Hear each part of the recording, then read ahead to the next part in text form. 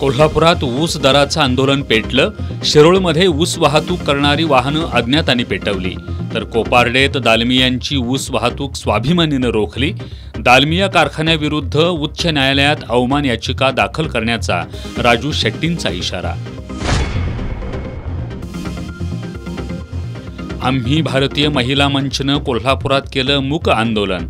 महिला आयोगाच्या अध्यक्षा रुपाली चाकणकर यांच्या राजीनाम्याची केली मागणी. हिवाळी अधिवेशनात वकील संरक्षण कायद्याबाबत निर्णय घेण्याच्या राज्य सरकारच्या आश्वासनानंतर वकिलांनी पुकारलेलं उद्याचं काम बंद आंदोलन मागं. नोव्हेंबर महिना उजाडला तरी अवकाळी पाऊस पाठ सोडेना. 5 आणि 6 नोव्हेंबरला कोल्हापूर जिल्ह्यात पावसाचा हवामान खात्याचा अंदाज. आणि कोल्हापुरातील क्रीडा संकुलातल्या लॉन टेनिस कोर्टची दुरावस्था. लाखोंचा निधी गेला पाण्यात, खेळाडूंचा संताप.